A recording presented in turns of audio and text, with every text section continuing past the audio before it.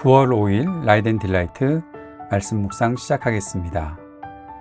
거룩하신 아버지 하나님, 오늘도 우리가 주님의 은혜와 사랑을 의지하고 주님 앞으로 더 가까이 나아가 주의 말씀 듣기를 원합니다.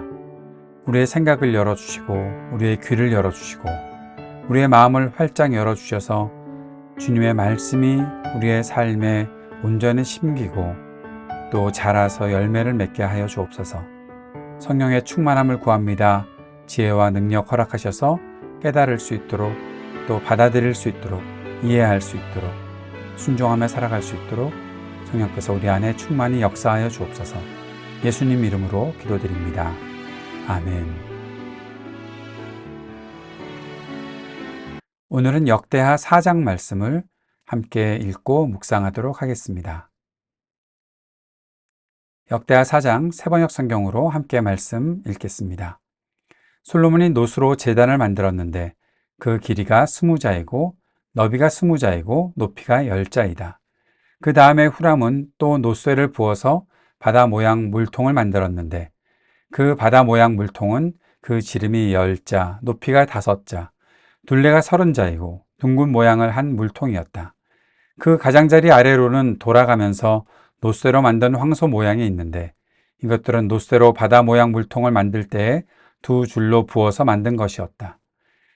또한 12마리의 노쇠 황소가 바다 모양 물통을 떠받치고 있는데 3마리는 북쪽을 바라보고 3마리는 서쪽을 바라보고 3마리는 남쪽을 바라보고 3마리는 동쪽을 바라보고 서 있는데 등으로 바다 모형을 떠받치고 있었다. 황소는 모두 엉덩이를 안쪽으로 향하고 있었다. 그 노쇠로 된 바다 모양 물통의 두께는 손 너비만 하였다. 그 테두리는 나리꽃 봉오리 모양으로 잔의 테두리처럼 둥글게 만들었다. 그 용량은 물을 3,000말 정도 담을 수 있는 것이었다. 솔로몬은 또 씻을 물을 담는 대야 10개를 만들어서 5은 오른쪽에 두고 5은 왼쪽에 두어 번제물을 씻는 데에 사용하게 하였다. 그러나 바다 모양 물통에 담긴 물은 제사장들이 씻을 물이었다. 그는 또 금 등잔대 10개를 규격대로 만들어서 본당 안에 두었는데 5은 오른쪽에 5은 왼쪽에 두었다. 그는 또 상 10개를 만들어서 본당 안에 두었는데 5은 오른쪽에 5은 왼쪽에 두었다. 그는 또 금쟁반 100개를 만들었다. 그는 또 제사장의 뜰과 큰 뜰을 만들고 큰 뜰 대문에는 문짝들을 만들어서 달고 노쇠를 입혔다.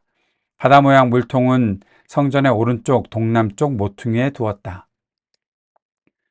후람은 또 솥과 부삽과 대접을 만들었다. 이렇게 후람은 솔로몬 왕이 하나님의 성전에다가 해 놓으라고 시킨 모든 일을 마쳤다.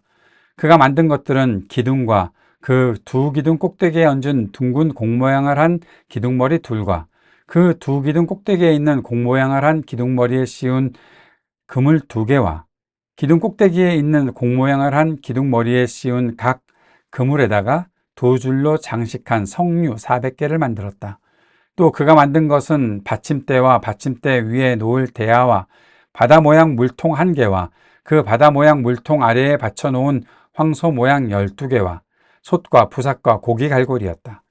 이런 일의 전문가인 후람이 주님의 성전에서 쓸 것으로 솔로몬에게 바친 모든 기구는 광택 나는 노쇠로 만든 것들이었다. 왕은 이 기구들을 숫곳과 스레다 사이에 있는 요단 계곡의 진흙에 부어서 만들게 하였다. 솔로몬이 이 모든 기구를 너무나 많이 만들었으므로 여기에 사용된 노쇠의 무게는 아무도 모른다. 솔로몬이 또 하나님의 성전에다가 둘 기구를 만들었으니 곧 금제단과 빵을 늘 차려 놓는 상들과 지성소 앞에 규례대로 켜 놓을 순금 등잔들과 등잔대들과 순금으로 만든 꽃장식과 등잔과 부집개와 순금으로 만든 심지 다듬는 집게와 대접과 숟가락과 불 옮기는 그릇과 성전 어귀 곧 성전의 맨 안쪽 지성소의 문짝들과 성전 본관의 문짝들이었다. 이 문짝들도 금으로 입혔다. 오늘은 솔로몬이 성전 안에다가 만들어 놓은 것들, 그것이 어떤 것들이었는지 구체적으로 몇 가지를 살펴볼 수 있는 본문입니다. 가장 먼저 나오는 것이 노수로 만든 제단이었죠. 그 길이가 20자이고 너비가 20자이고 높이가 10자다. 가로 9m, 세로 9m, 높이 4.5m의 상당히 큰 구조물로 이 번제단을 만들었습니다. 이집트에서 이스라엘 백성들이 출애굽할 때 있었던 그 번제단과 비슷한 모양이다라고 생각하면 될 것 같습니다. 열왕기에는 이 번제단이 전혀 언급되지 않았었는데 역대기에서 이 번제단을 이렇게 언급하고 있는 이유는 뭘까요? 열왕기의 내용에서 많이 줄어든 내용들을 이 역대기가 담고 있는데 이 번제단을 이렇게 자세하게 언급하는 이유가 무엇일까? 그 생각을 한번 해봐야 되겠죠. 바로 번제단이 하나님과 사람이 만나는 아주 중요한 곳이기 때문입니다. 번제단은 성전에서 가장 중요한 기구다라고 생각하셔도 괜찮습니다. 예, 그렇습니다.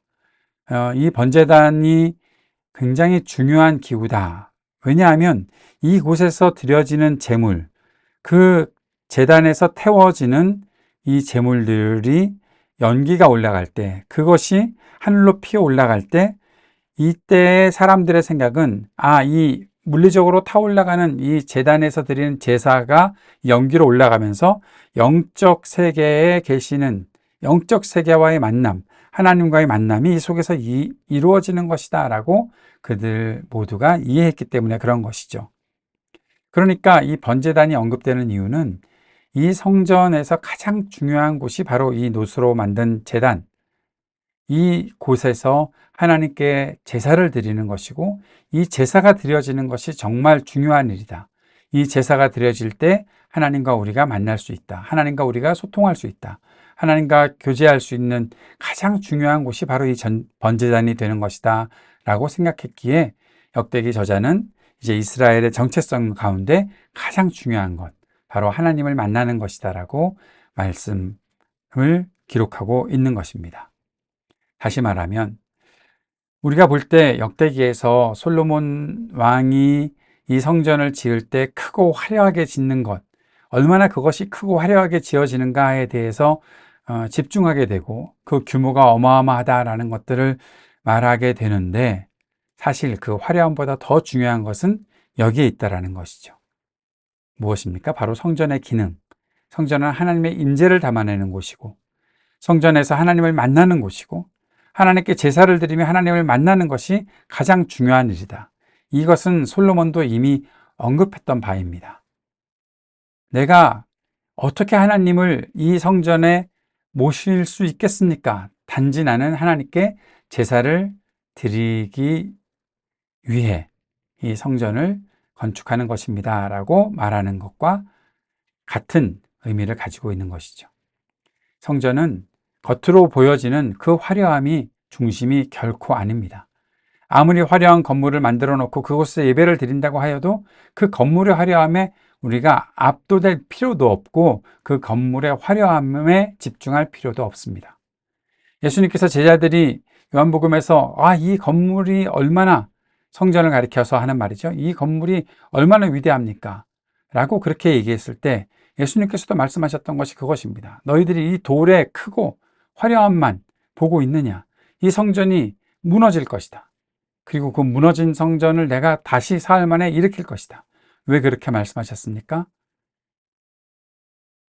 성전에 하나님의 임재가 없으면 아무것도 아니기 때문에 그런 것이죠. 하나님의 임재 없이 지어지는 성전을 누가 의미 있다 말할 수 있겠습니까? 하나님이 거기 계시지 않는데 말입니다. 성전에서 가장 중요한 것은 하나님을 만나는 것입니다. 하나님을 만날 때에 그 성전에 들어가는 의미가 있는 것입니다. 우리 공동체에 하나님의 임재가 있다. 내 삶 속에 하나님의 임재가 있다. 내가 하나님을 믿기 때문에 내 마음속에 하나님께서 계신다. 예수님을 내가 영접했다. 예수님과 내가 함께 살고 있다. 예수님을 믿으니 내가 내 안에 예수님께서 계시는 것이 아니냐. 예, 그렇게 주장하는 거 좋은 일입니다. 그런데 그것이 온전히 주장되려면 내가 주님과 소통하고 있는가? 내가 주님과 함께 교제하고 있는가? 내가 하나님의 말씀을 듣고 있는가? 내가 주님께 기도하고 있는가? 나의 찬송의 고백이 주님께 드려지고 있는가? 내가 감사의 고백을 주님께 드리는 일들이 계속 이어지고 있는가?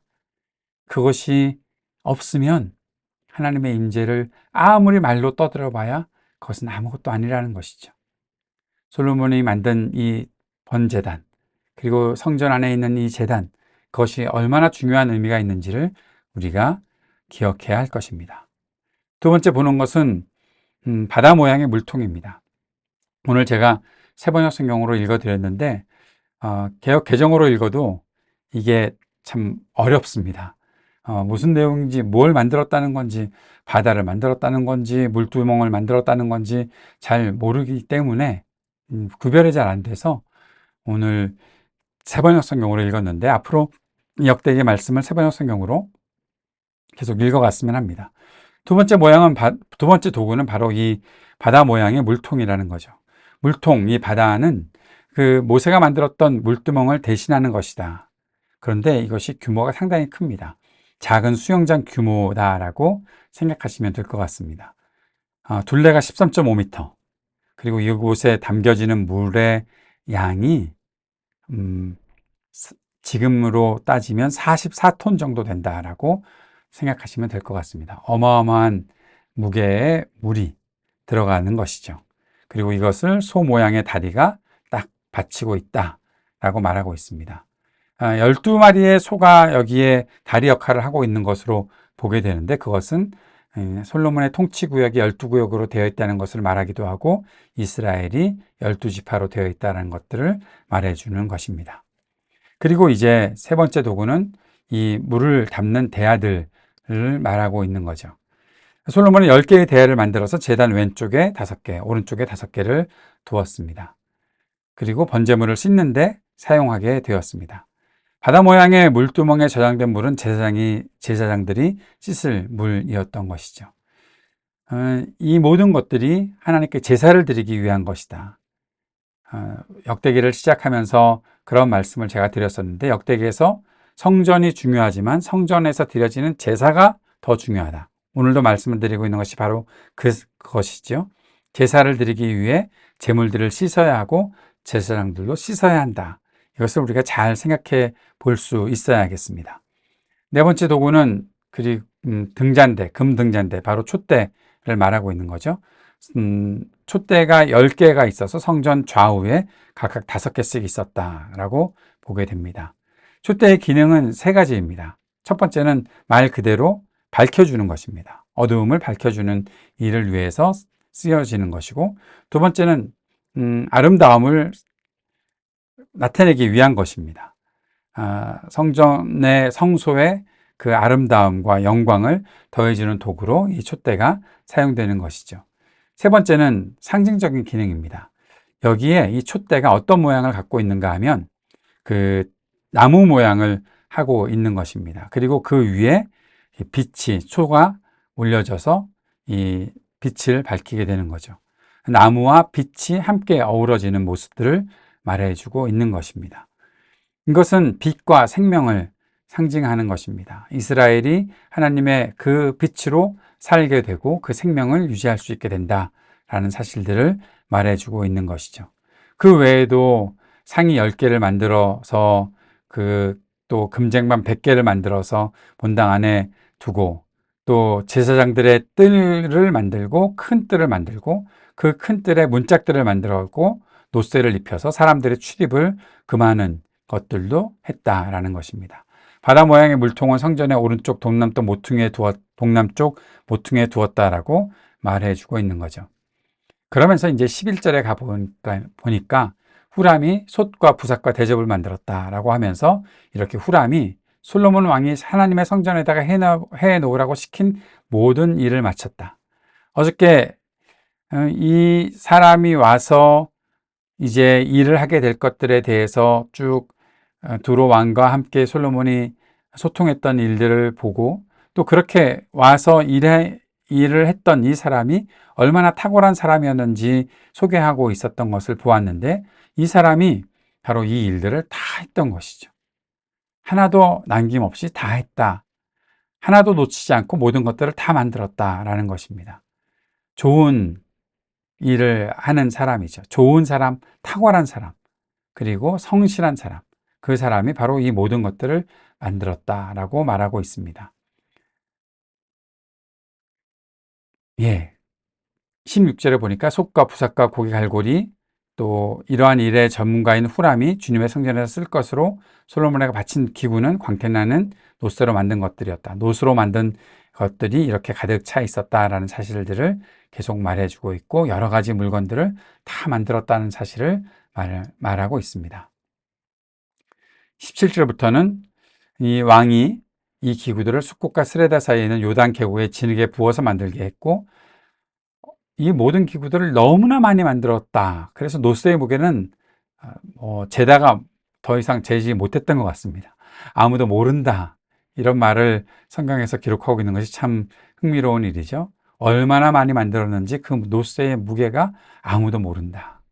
그리고 하나님의 성전에다 둘 기구들을 만들었다. 금제단, 빵을 늘 차려놓는 상들, 순금 등잔, 등잔대, 순금으로 만든 꽃장식, 등잔, 부집게, 집게, 대접, 숟가락, 부롱기는 그릇, 성전 어귀, 성전의 맨 안쪽 지성소의 문짝들, 성전 본관의 문짝들, 이 문짝들도 다 금으로 입혔다라고 말하면서 오늘 본문이 마무리를 하고 있습니다. 정말 수많은 것들이 이 자리에서 만들어졌고 또 이곳에 두게 되고 쓰게 되었고 이것을 만든 사람들의 그 노고도 알게 되고 얼마나 치밀하게 하나하나를 다 만들어서 사용했는지 보게 되는 본문이 오늘 읽었던 역대하 4장 본문입니다. 묵상과 적용을 한번 해보도록 하겠습니다. 첫째는 우리가 행하는 예배가 정말 하나님을 만나고 소통하는 자리인가? 우리가 예배를 준비하고 예배를 드리면서 나의 만족을 위해서, 사람의 만족을 위해서 예배를 만들어가는 경우가 얼마나 많이 있는가 하는 생각을 하게 되는 거죠. 어떤 퍼포먼스, 찬양을 아름답게, 멋있게, 잘하자. 왜? 우리가 만족해야 되니까. 혹시 그런 생각으로 하는 거 아닐까요? 하나님께서 정말 그것을 원하시는지, 하나님께서 받으실 만한 예배인지, 하나님을 만나기 위해 그렇게 애쓰고 있는 것인지, 그 애씀의 가장 중심에는 무엇이 있어야 할까요? 하나님을 향한 깊은 찬양과 기도의 고백이 있는 것인지, 아니면 말씀을 듣기 위한 또 겸손과 성결한 마음도 준비되고 있는지, 때로 이것에는 우리의 마음이 없고 그저 오늘 내가 해야 되는 일들, 오늘 내가 해야 되는 찬양들, 찬양팀에서 수고하고 애쓰는 분들에게 한번 도전해 보고 싶습니다. 정말 하나님을 만나기 위해 애쓰고 있는가? 정말 겸손과 거룩과 정말 정직하고 진실한 마음으로 그 자리에 나와서 하나님을 향해서 깊이 기도하고 깊이 찬양하고 있는가? 그저 내가 연주하고 내가 노래하고 심지어 설교자는 또 내가 설교를 잘하려고 그거에만 애쓰고 있는 것은 아닌가? 우리 모두가 모든 예배자들이 정말 하나님을 만나기 위해서 하나님께서 원하시는 그 자리로 나아가는가? 하나님과 소통하고 있는가? 그 소통에 막혀 있는 것도 모르고 그저 물리적으로 들리는 소리에만 우리의 마음이 그렇게 기울어져 있는 것은 아닌가 돌아보는 시간들을 가졌으면 좋겠습니다. 성전에서 가장 중요한 것은 하나님께 드리는 제사였다면 지금 우리가 교회에서 드리는 예배에서 가장 중요한 것은 하나님께 나아가는 것 아닐까요? 하나님을 만나는 것 아니겠습니까? 하나님과 소통하는 것 아니겠습니까? 그것이 삶으로 드리는 예배라면, 공동체가 함께하는 예배라면 우리가 그 두 가지 예배를 참 중요하게 생각하지 않나요?